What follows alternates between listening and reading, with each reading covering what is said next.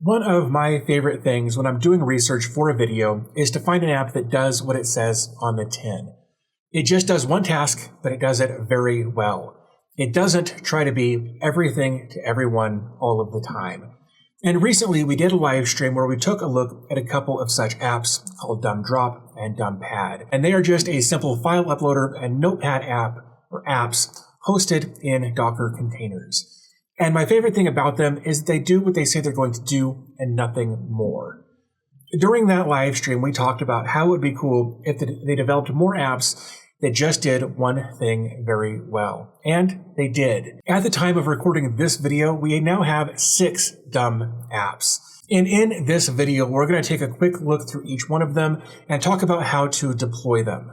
Then we'll take a look at how to deploy them all at once, sort of. And of course, links to everything will be in the video description. But with that said, let's jump over to my desktop. Before we do that though, it occurs to me that less than 30% of my viewers are subscribed. So if you like my content, be sure to give it a like and subscribe to the channel. So as I mentioned in a previous live stream that we did a couple of weeks ago, we took a look at DumbDrop, which is just a file uploader that maybe you would install on a NAS to let people upload files to you as they need to. And for security reasons, they do have the ability to have a PIN or a password, I guess it's a PIN, available to this so that not just anybody can upload content to your server. We also took a look at DumbPad, which is exactly that. It is just Notepad replaced in a Docker container. This is something that I would actually use if I would remember to deploy it, because you can have multiple notepads in here and toggle back and forth between them very quickly. I use Notepad a lot for different things, mostly taking notes, but I very often lose them, misplace them. They get disorganized or whatever, and using something like DumbPad would definitely be a good solution for me in that regard.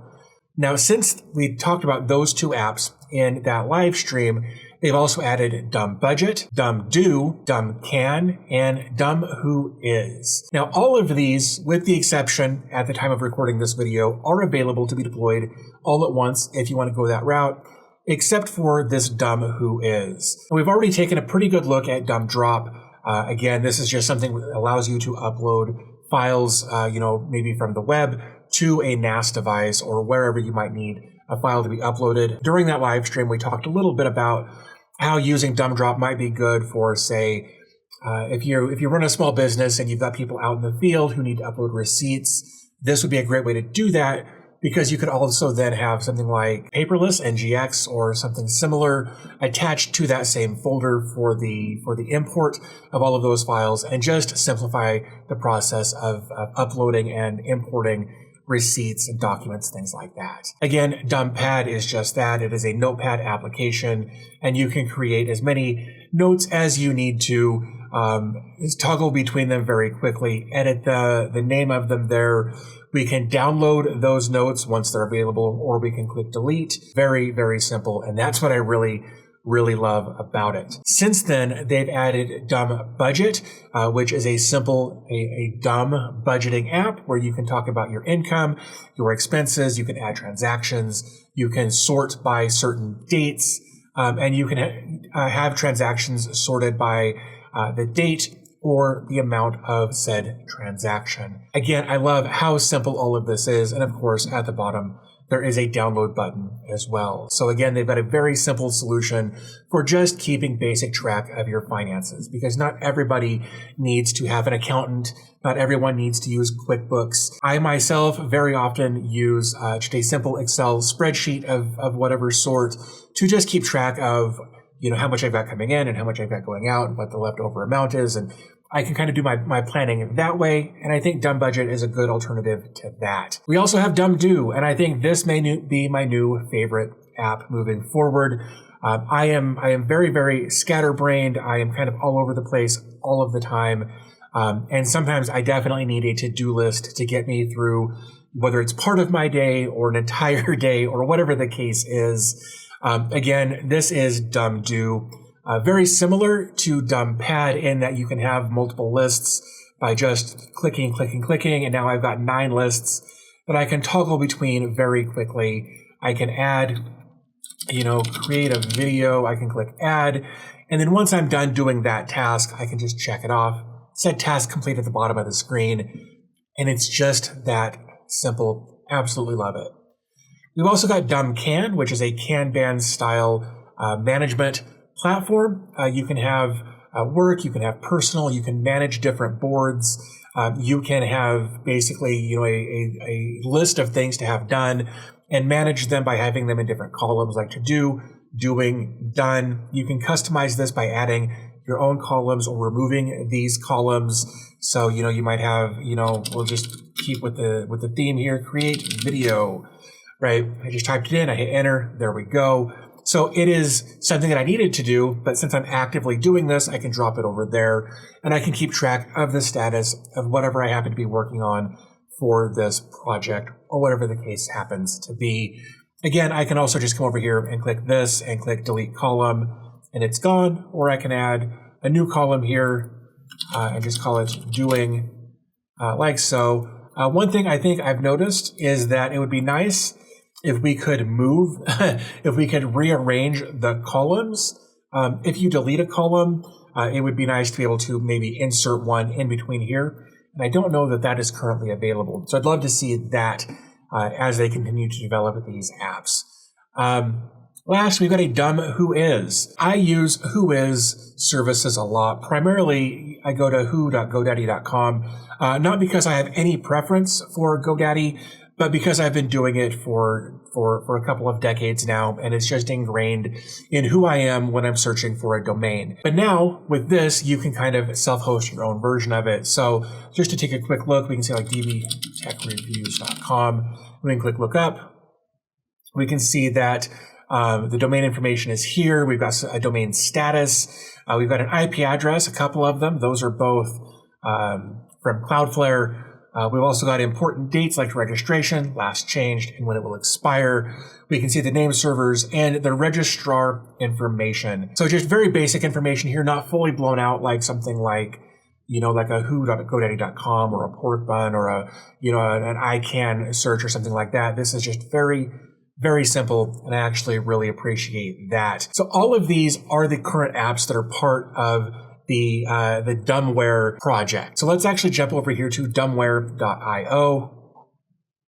And here we can see they've got a little light bulb as their mascot, which I love. I love the little animations there. That's great.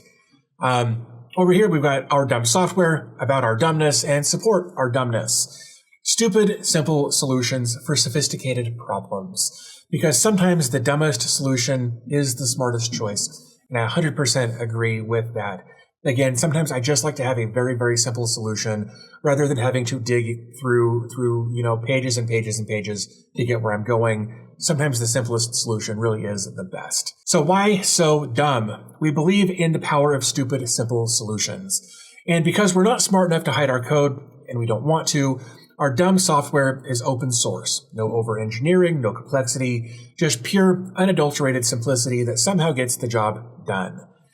Like using a rock as a paperweight, it's not elegant, but hey, the paper isn't going anywhere. And I absolutely love that mindset for application development. If we scroll down, it says each piece of software is carefully crafted to be as straightforward as humanly possible. Like a Michelin star restaurant serving chicken nuggets, sophisticatedly simple. That's a great analogy there. Absolutely love that. And of course, below that, we do have all of the apps that we took a look at a moment ago. We can see about how old they are, born about 11 dumb days ago-ish. I think that's great. Don't quote me on this. More or less, give or take, I forgot. Approximately, I guess. I love just kind of the way they're really going with a kind of a dumb theme, like, I don't know, whatever. I really actually appreciate that kind of approach to this. If we take a look, like I said, we've taken a look at DumbDrop. From each of these little boxes here, we can jump over to their GitHub repository or their hub.docker.com page. So just as an example, we'll take a look at the GitHub for DumbDrop. And right there, it's all right there. We can see that this has been updated as recently as just a few hours ago. And everything is here. All of the explanation about what it is, how it works, it's all right here, and I love that. We've also got some additional environment variables that I don't believe we had before. We've got ports, max file size, dumb drop pin. Again, that's to make sure that you've got the ability to kind of password protect your applications. So if you want to give somebody access to upload something or share something or whatever, they have to enter a PIN first. We've also got a dumb drop title. Of course, you can adjust that as you need to. We've got an AppRise URL for notifications. So if you've got AppRise set up, you can put that in here with an environment variable. We've got AppRise messages, size units, and allowed extensions. So when we talk about allowed extensions, you may want to restrict what people can upload for the sake of security, privacy, whatever the case is. And if we scroll down, we can see allowed extensions. And here's an example of what that looks like. Now, by default, there aren't any in here as far as what is allowed and what's not. So you may want to go through and actually declare that based on what your needs happen to be for dumb drop.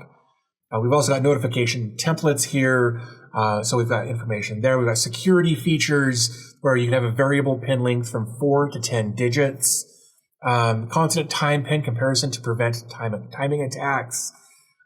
Notification support. This is actually fairly new, I believe. Future features, camera upload for mobile. Love that. Enhanced progress features, upload, speed display, time remaining estimation, that sort of thing. And of course, then we get in here where we can install it locally using NPM with some environment variables there. Or we can run this via Docker. We can pull from Docker Hub. We can run a command, a Docker run command on either Windows or Linux. Or there's a Docker Compose, and they're all just very, very straightforward. The services is the name of the service. The port is by default on this one 3000. Whatever the working directory is / local uploads. It's wherever you upload, wherever you deploy this, it'll be in that working directory. The dumb drop pin, of course, 1, 2, 3, 4, 5, 6, AppRise URL, AppRise message, and the image. Of course, you can add additional environment variables based on what's available higher up on this page. Again, very, very straightforward to deploy, and I really love that. You can do this either in command line with a docker compose.yml file. You can do this in Dockage or Portainer or a Yacht, or basically any way that you're comfortable deploying a Docker container. They've got you covered here. I think that's great. We'll come back over to here. Just knock this one out, DumbPad. Again, same idea. We took a look at this in a live stream a couple of weeks ago. But again, we can see that this was updated 3 hours ago. Again, more information about the application itself with its features, its quick start, how you can pull this, from the repository. We can run it locally, again, using NPM. We've got more environment variables here, but again, just port and DumbPad pin. Those are the only two options for now. We've got an optional 4 to 10 digit pin. We've got brute force protection. I love that. 5 attempts max, 15-minute lockout after failed attempts, IP-based tracking, constant time comparison, and secure cookie storage.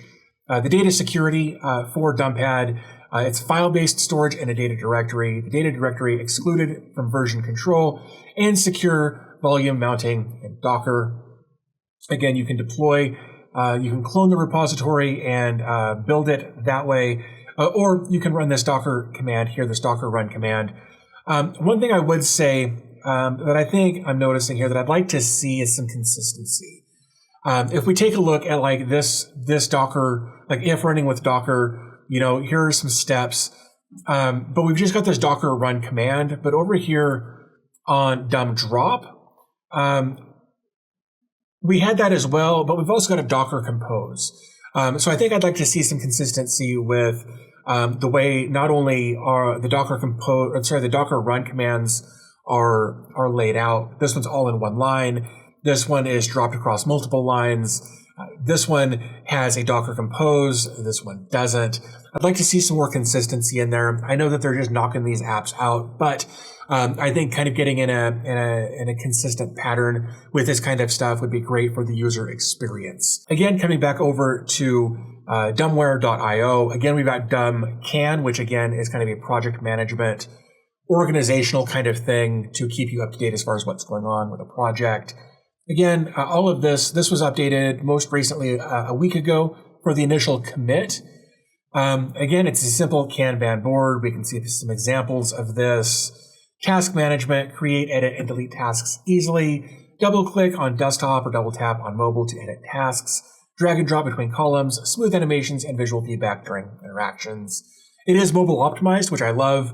One of the things when I talk about these very simple apps, these Docker containers, I think I should differentiate here. When we're talking about these simple Docker containers, the apps therein, whatever, people very often will leave comments like, well, if there's no mobile app, then I'm not going to use it.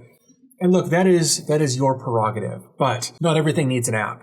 Adding an app is sometimes unnecessary, especially when something like this is built and is mobile ready. Building an additional app for iOS and Android just adds a layer of complexity that devs don't need to worry about if they can make their actual web-based app work really, really well. So I appreciate that this is mobile optimized, ready to go that way, so that they don't need an iOS app, they don't need an Android app, whatever the case is. They've done a really good job here. They've also got board management, so you can have multiple board support for work, personal, etc. You can create and delete boards. You can switch between boards instantly. Showed that a moment ago. Column management.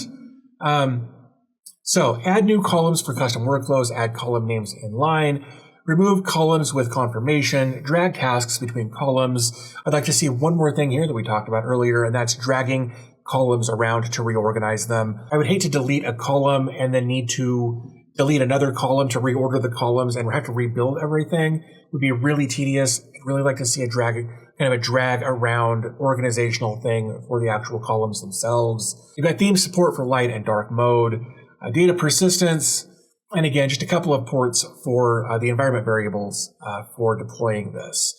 Again, we've got a Docker option down here, which is their recommended method, where you can pull and then you can run the container with this command.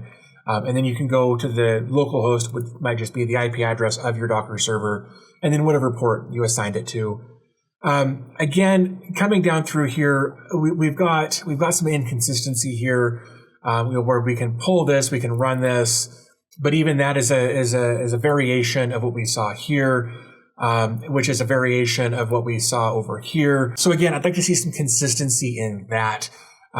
Just again for the user experience of people coming into these projects. But coming back over, dumb budget. Again, the GitHub repository over here. If we scroll down, again, all of this is, so this was updated 3 days ago. Most recently, it looks like.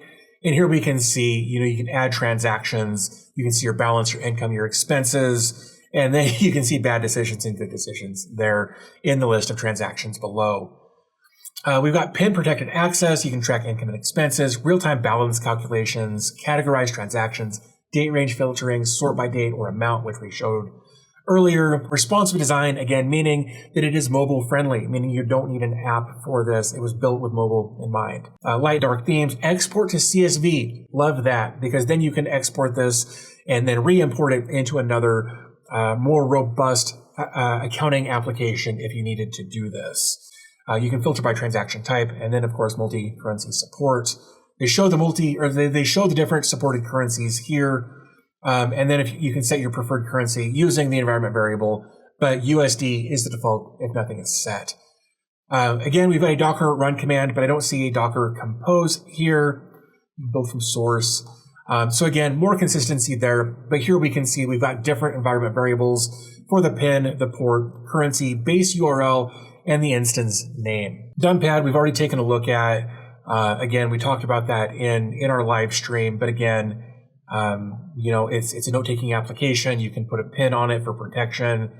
Again, a more Docker compose or more Docker run commands there. Again, I'd like to see a Docker compose for that. Environment variables for port and pin. You kind of see how a lot of this is very similar, but they're just little things that I'd like to see improved upon.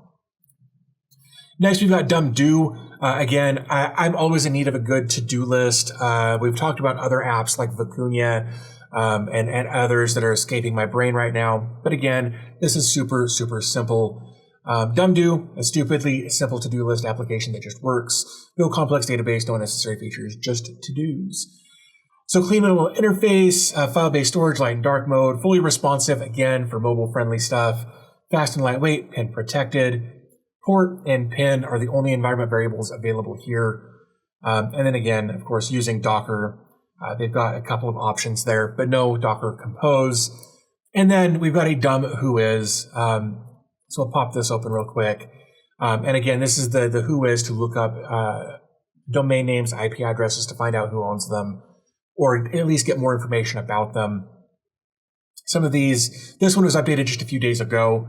And again, you can kind of see what we've already talked about earlier in this video. Automatic detection, query type, IP, domain IP, ASN, direct who is, domain lookup, IP geolocation, information lookup, ASN, clean modern UI, responsive design. I love that that's across the board. I imagine they're using the same framework for all of these. No authentication required, and an environment variable configuration. So we can see the who is lookup, the IP lookup, the ASN lookup. We can clone the repository. Come down to here.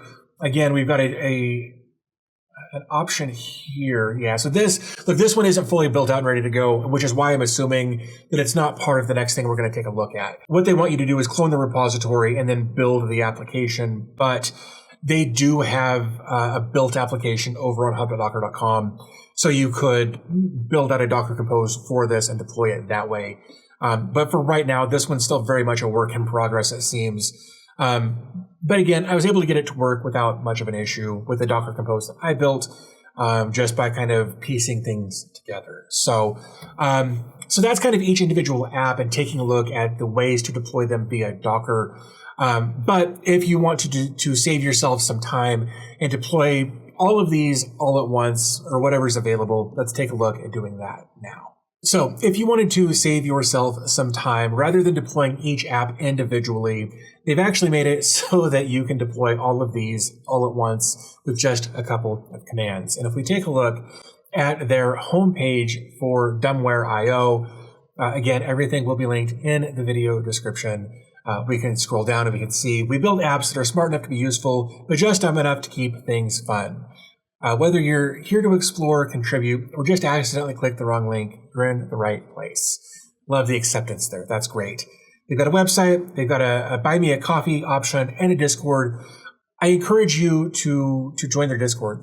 I joined this morning, if I'm being honest, had a couple of questions. They were a lot of fun to chat with. Very, very bantery, very, very friendly.